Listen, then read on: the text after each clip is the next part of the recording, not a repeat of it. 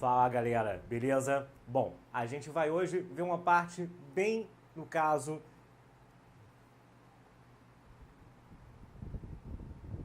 Fala galera, tudo bem?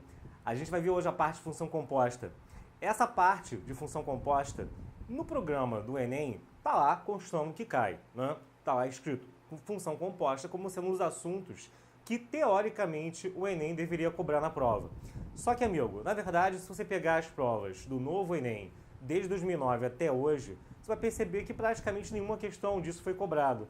Então, eu diria que isso é um assunto mais específico, tá? Então, lá no nosso site, isso vai estar dentro do assunto matemática específicas. Embora você saiba que, caso você esteja mesmo assim por segurança, já estudou coisa pra caramba e quer começar a ver assuntos mais duvidosos, bem duvidosos, aliás, de cair no Enem, você vai lá na parte de matemática específica, que aí, junto com polinômios, junto com complexos, tem essa parte de, no caso, função composta aqui, tá? FUVEST, Unicamp, IMIITA, claro que para IMIITA essa aula não é uma aula de aprofundamento, é uma aula bem basiquinha inicial, mas para FUVEST e Unicamp já começa a cobrir o que é cobrado, tá? Lembra que a gente sempre faz uma pegada aqui bem mais chegadinha, então nos primeiros vídeos é aquela teoria bem rasa mesmo, para você aprender, depois tem aula de aprofundamento, de exercício e por aí vai. É tudo muito bem separado, tá legal, gente? Então, vamos lá, vamos ver a parte de função composta. Isso aqui geralmente cai em prova também muito misturado com função inversa, outro assunto que veremos em outra aula, tá bom? Vamos começar então aqui? Como é que você vê a introdução à função composta, mané? Você vai ter aqui o seguinte, geralmente, né, o professor vai começar fazendo com você em sala exatamente o que eu estou agora te mostrando aqui. 3 conjuntos A, B e C, tá? Essa aula geralmente ela vem logo depois daquelas primeiras aulas de funções, que você já viu a definição de função, já viu o que é a função do primeiro grau, do segundo grau, tá? E agora tá vendo composta. Cara, lá nas primeiras aulas, aqui é que um cara ainda estava em produto cartesiano, estava dando ainda diagrama de conjuntos, o que que acontecia? Normalmente, ele fazia flechinhas ligando os elementos de um conjunto ao outro. Vamos colocar que aqui os elementos são 1, 2 e 3. E aqui vamos colocar que os elementos são, no caso, 4, 5 e 6. Ok? Digamos que tem uma função f levando os elementos de A em B. Transforma 1 no 4, transforma 2 no 5, transforma 3 no 6. Tá? Lembra, pessoal, que quando eu falo que, por exemplo, a função f está levando aqui 1 no 4, isso é o mesmo que eu pegar e falar o quê? Que f de 1 é igual a 4. Isso no diagrama significa exatamente o que você está vendo aqui. Existe um número 1 num conjunto que por essa função está se ligando ao 4 no outro. Eles estão estabelecendo uma relação que tem alguns critérios, né, para isso ser função. E aí, dado que tu já sabe que é função, vamos admitir que já é, tá legal? Depois eu relembro como é que se vê se é função ou não, tá? Mas admitindo que já é, eu estou ligando 1 ao 4, tá bom? Por isso que f de 1 é igual a 4. Da mesma maneira, como o 2 se liga ao 5, isso é o mesmo que eu falar o quê? Que f de 2 é igual a 5. Da mesma maneira que f de 3 é igual a 6. É tudo assim por enquanto, beabá, tá? Agora, o que vai acontecer aqui? Você vai ter que... Eu terei o conjunto, a ideia da composta é que você vai estar trabalhando com mais do que um par de conjuntos. Então agora eu terei um outro conjunto, no caso aqui, tá? Uma outra função que vai ligar os elementos de B em C. Chamarei de função G. Então você vai ter agora aqui, vamos dizer que os elementos são 16, 25 e 36, tá? Então a mesma história de antes, esquece que a F existe, jogar o 4 ao 16 pela G é a mesma coisa que eu falar que G de 4 é igual a 16, tá bom? Amigão, repara o seguinte, qual é a ideia aqui?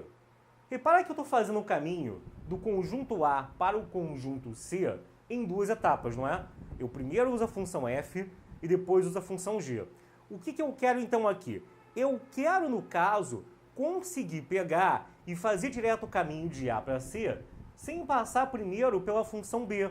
Eu quero ir direto, tá? E como que a gente vai conseguir fazer isso, galera? Seguinte, vem comigo. Você repara no caso aqui, ó, que isso pode acontecer no seguinte. né? Se a gente excluir o conjunto B, vamos direto pegar o conjunto A e o conjunto C. Vai ter uma função que vai estar, então, levando direto o 1 até o 16 sem passar pelo 4, tá? Você não fez? Primeiro transforma 1 em 4, depois transforma 4 em 16. Não. Eu quero direto. Eu quero direto transformar 1 em 16, tá? Como é que se transforma 1 em 4, ou 1 em 16, ou 4 em 16, né? Na verdade, eu não comentei ainda, e essa é a parte mais importante aqui, que é a tal da lei de formação, aquelas fórmulas malucas com x, né?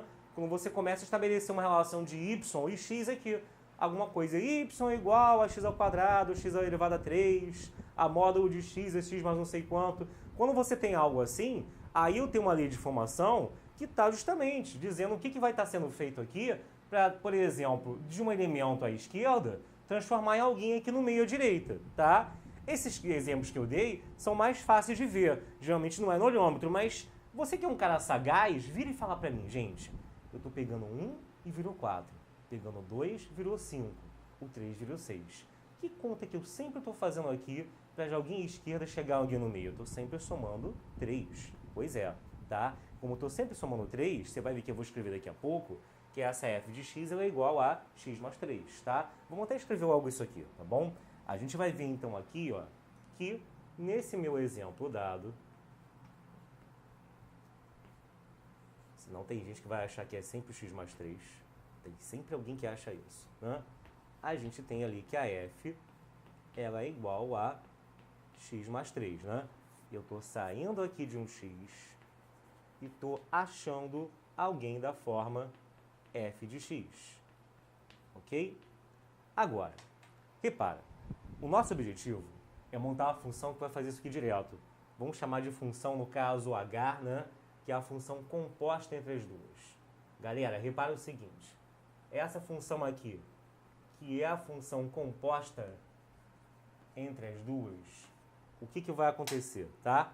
Primeira coisa que o pessoal meio que se enrola é em como, no caso aqui, pegar e usar a lei de formação. A lei de formação, entender a lei de formação da composta, né? O cara tem uma porrada de parênteses um dentro do outro, ele se embola todo. Professor, não entendo isso. Isso aí não é coisa para mim, né? Não é coisa para minha nobre alma de humanas. Calma, olha só. O que você vai ter aqui?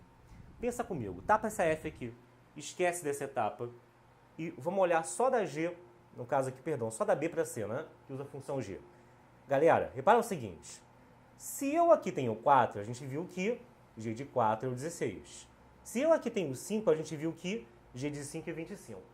Se eu chamasse quem está aqui no meio de x, quem está aqui seria o quê? Uma G de x. Mas se quem está aqui no meio já é representado como um f de x, o que vai ser quem está aqui no terceiro conjunto, então? Vai ser uma G da f de x. Pois é. Então, você vai ter aqui, ó, uma G de f de x, que é justamente isso que a gente está querendo chegar, tá? É a G de alguém que eu tenho aqui. G de 4 vale 16, G de 5 vale 25, G de 6 vale 36. Se fosse x, então seria G desse x. Mas como os elementos já vêm de uma função anterior e já estão se chamando de f de x, então eu estou aplicando a G dessa galera, a G da f de x, ok? Então essa que é a ideia então aqui. Então você montar essa função h é o mesmo que montar a função que transforma um x numa G da f, tá? Por isso que a gente vai falar aqui que essa composta é a mesma coisa que G de f de x, né? Eu primeiro estou criando a função f para depois substituir os valores encontrados na função g, tá? Existe um símbolo maluco, uma bolinha, que é usada para resumir esse duplo parênteses aqui. Em vez de colocar uma função dentro da outra, a gente pode colocar uma bolinha que faz com que isso aqui seja igual a uma GOF. Vai ficar GOF de x ou GOF de x, tá? É a mesma coisa. Então aqui você vai ter que h de x e GOF de x representa a composta da f na g, tá? A gente vai aprender agora a parte mais importante, que é que ele vai cobrar, né? Como que você vai montar a lei de formação dessa galera, dada F, dada G, como que eu chego a isso aqui, e por aí vai, tá bom? Então vamos terminar um exemplo inicial, pessoal. A gente já concluiu que a F era pegar os elementos e somar 3 a cada um deles, não foi? Se você novamente esquecer que aqui era F, vamos montar como se aqui no meio fosse um X, tá? Eu quero que você me diga que conta que está sendo feita para aqui do meio eu chegar à direita. Tipo, eu estou somando alguma coisa de novo, eu estou tirando raiz, eu estou elevando ao quadrado. Eu estou elevando ao quadrado, né? O que você acha? Você está elevando ao quadrado. Pois é. Repara que aqui, cada elemento que está ali à direita é o quadrado de quem está ali no meio, tá? Então eu tenho que 4 ao quadrado é 16, 5 ao quadrado é 25, né? 6 ao quadrado é 36 e por aí vai, ok? Então você vai ter aqui, ó, que eu posso falar que a g de x, a g de alguém, é a mesma coisa que pegar aquele alguém e elevar ao quadrado. Querido, saca só, se você aqui ficar preso à letra, você vai acabar errando todas as questões. Você tem que entender isso. Não importa a letra que eu estou usando ali dentro para representar as coisas dentro do parênteses. O que importa é que você entenda que, no caso aqui, o que quer que tenha aqui dentro, vem aqui para fora elevado ao quadrado, tá? Isso é essencial para você agora saber montar a função GOF, ou função g da f de x. O que é você montar ali de formação g de f de x, cara? Você vai pegar aqui e pensar o quê, né? A primeira coisa que você tem que entender é isso. Existe alguém aqui dentro do parênteses, né? Existe um valor aqui dentro que você vai levar lá para fora, elevando ao quadrado, tá? É como se fosse um quadradinho que tu vai preencher. Lembra do que eu fiz na aula de logaritmo? Não assistiu, não? Volta lá ao início dela e assiste, tá? O que importa é como se estivesse preenchendo uma lacunazinha. O que quer que venha aqui dentro, vem aqui para fora ao quadrado. Quando é 10, vira 10 ao quadrado. Quando é 5, vira 5 ao quadrado. Quando é x, vira x ao quadrado. Quando for f, vai virar essa f elevado ao quadrado, tá? Então você vai ter, no caso aqui, que aqui fora você vai ter que isso vai dar uma f de x elevado a 2. Mas aí é que tá. Qual era a lei de formação da f? Não é um x mais 3? Pois é. Se você sabe que a lei de formação é x mais 3, você vai pegar isso aqui e substituir aqui dentro. Beleza, acabou. Só isso, tá? Então você vai ter aqui, ó, que isso vai ser a mesma coisa que x mais 3 ao quadrado. Isso vai dar ao quadrado o primeiro, mais 2 vezes o primeiro pelo segundo, mais o quadrado do segundo, tá? Vai dar x2 mais 6x mais 9, que é isso aqui que ele estava querendo. Como assim? Isso aqui é a lei de formação da função. Como assim, seu moço? É o seguinte, ó, você vai ter que essa g da f de x aqui, isso aqui é a mesma coisa pela saco. Ai, grosso. Isso aqui é a mesma coisa que a GOF dx, né? Ou g da f de x.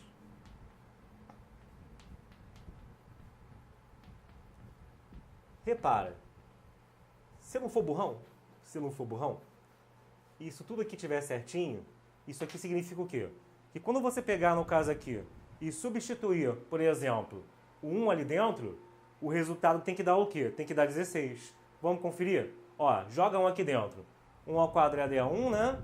Depois vai ficar 7 com 6, depois com 9 vai ficar, então, finalmente, no caso, o valor que eu quero, viu? Você vai ter o 16. Se eu pegar, por exemplo, aqui, o 2, 2 ao quadrado, 4, com 12, 16, com 9, 25, certinho, tá? Então, realmente, eu estou conseguindo transformar um valor como esse do conjunto A direto no valor do conjunto C, tá bom? É isso, galera, é tranquilo, tá?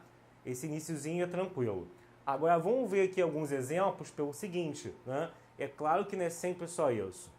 Tem algumas questões em que ele vai pegar e vai fazer algumas substituições que o cara pode meio que se enrolar, justamente por essa mania que você tem de quando troca o que está dentro do parênteses, você já se perde todo. Se é que já não se perdeu aqui, né? Tá? Então vamos pegar 4 exemplos que eu sempre começo em aula presencial falando sobre eles, que são só para você ficar um pouco mais ligado em como que isso é cobrado, tá?